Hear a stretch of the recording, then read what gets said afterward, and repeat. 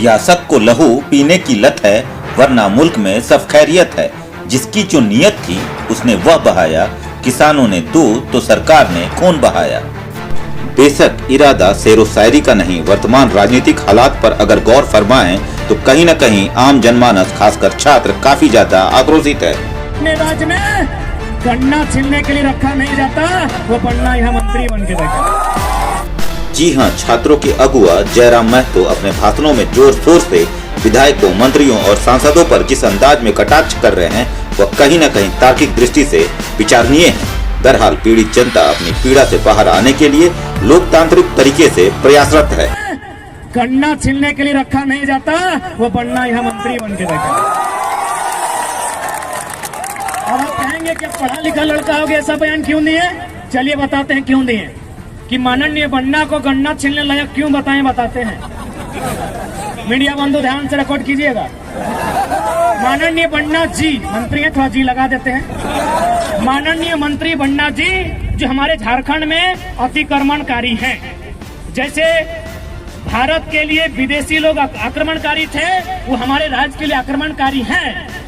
वे एक फंक्शन में गए थे स्टूडेंट के बीच पटमदा क्षेत्र में। क्या भाषण दिया पता है? माननीय मंत्री ने भाषण दिया है। क्या भाषण दिया पता है?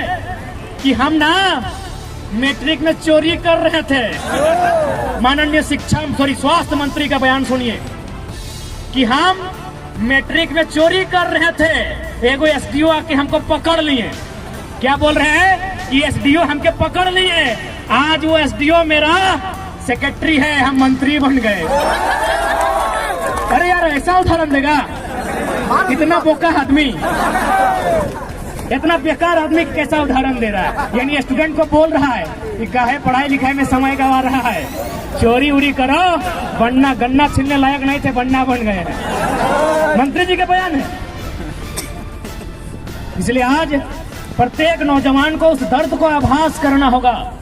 आपके माँ के उस सपने को आभास करना होगा कि किस प्रकार माँ ने जूठन खा के अपने पुराने गहने को पड़ोसी को गिरवी रख के आपको हजारीबाग रांची पढ़ने के लिए भेजा। आपको पिता के उस सपने का ख्याल करना होगा कि इस प्रकार फटी धोती फटी गमछी में खेती करके पैसा जुगाड़ करके आपको हॉस्टल पढ़ने भेजा। इसलिए आज नौजवानों, आज समय है उलगुलान का, आज समय है जागरूकता का, आज समय है इस लड़ाई को एक दिशा देने का। वरना क्या शौक था 2 बजे रात तक देखे, हम कंटिन्यू साल भर से देख रहे हैं। जो नौजवान 2 बजे रात तक जागते थे, चाहे नौजवान हो या नौजुवतियां हो, जो रात को इसलिए जागते थे, आंखों में इश्क के सपने लेकर जागते थे, आज 2 बजे रात कहते हैं दादा कल कहाँ आंदोलन हो। जो इन आंखों में इश्क के हसीन सपने सजाते थे, आज वो नौजवान, वो नौजतियां पूछती हैं कि दादा कल कहाँ आंदोलन है। यानी समय की मार ने आज एक युवा जो अपने सुनहरे भविष्य के इरादे लेकर आज हजारीबाग पढ़ने आया है, वह एक सपना लेकर गांव वापस जाता, आज वह क्रांतिकारी, आज वो इनकलाबी हो चुका है। तो कहीं ना कहीं इसका दोषी ये गवर्नमेंट है।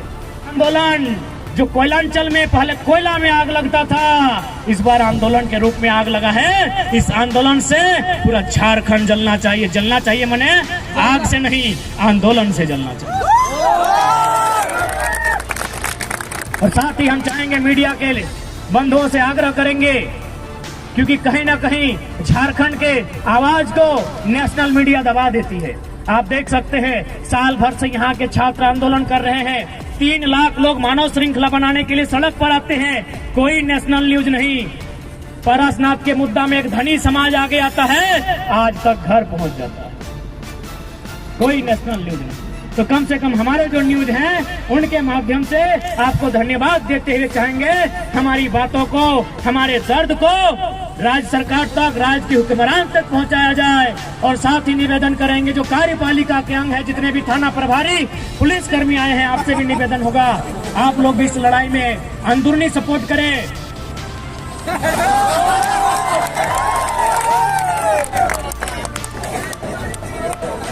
रात भर परेशान किए, क्या मिलेगा परेशान करके, हम लोग तो ऑलरेडी परेशान हैं।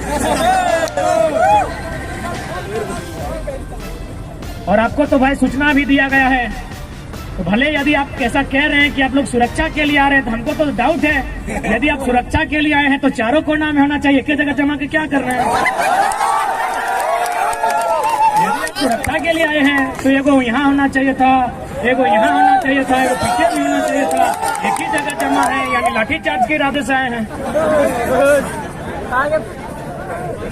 तो कोई दिक्कत नहीं, हम लोग आपको दोषी नहीं देंगे, आप अपनी ड्यूटी बचाइए, हम लोग आंदोलन करेंगे। यदि मन करे लाठी चलाने का, भर के मारिएगा, इधर गोड़ हाथ में मत मारिएगा, कपारे में मारिएगा। बहुत परेशान हो गए साल भर से।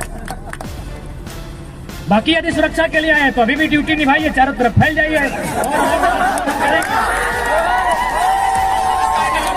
तुमको पता है आप नहीं फैलेंगे, तुमको पता है आप इधर नहीं, सुरक्षा की दृष्टि से नहीं, आपको लाठी की चार्ज के, आपको सरकार के लोग हैं,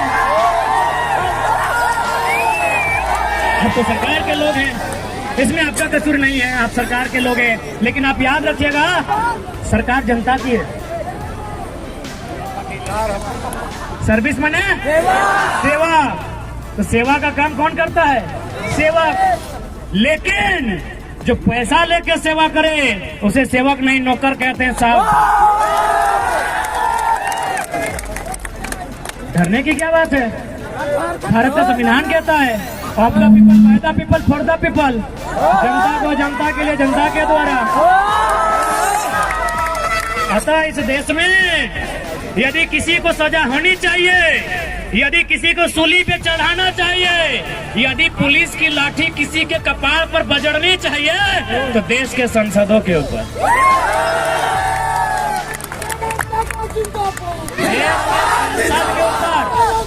क्यों पता है? क्योंकि भारत एक संवैधानिक देश है और संविधान की रक्षा करना सांसद की रिस्पॉन्सिबिलिटी है। और संविधान का जो प्रियम्बल है, प्रियम्बल कहते हैं ना, थोड़ा कम पढ़ा लिखा है ना हम लोग, पढ़ा लिखा तो मंत्री लोग हैं ना, सब 10वां पास है। भारत का प्रियम्बल क्या कहता है? हिंदी में उद्देशिका, उद्देशिका, अंग्रेजी में प्रियम्बल, हिंदी में उद्देशिका। वो पन्ना क्या कहता है? हम भारत के लोग समाजवाद। तो थाना प्रभारी सर, समाजवाद का मतलब होता है सभी बराबर। इसीलिए पहला लाठी संसद में जो लोग बैठे हैं उन पर चलाइए, क्योंकि वो सारा जमीन कहीं अडानी को, कहीं अंबानी को, कहीं टाटा को, कहीं बिरला को, कहीं वेदांता को बेच देना चाहते हैं। तो यदि आपको गुस्सा लगता है, तो यदि आपको अपना गुस्सा, आपको सिंघम के तर्ज पर अपना मोच घुमाने का मन करे, तो संसदों की लाठी चलाइए, मजा आएगा। गद्दार वे लोग हैं कि भारत के संविधान को तार तार वे लोग कर रहे हैं, संविधान की सभा में बैठे हैं, राज्यसभा लोकसभा में बैठे हैं और कानून बना रहे हैं अडानी के लिए, कानून बना रहे हैं अंबानी के लिए, कानून बना रहे हैं टाटा के लिए, कानून बना रहे हैं उषा मार्टिन के लिए। इसलिए अगर लाठी बजाने का मन कर रहा है, उन पर बजाइए।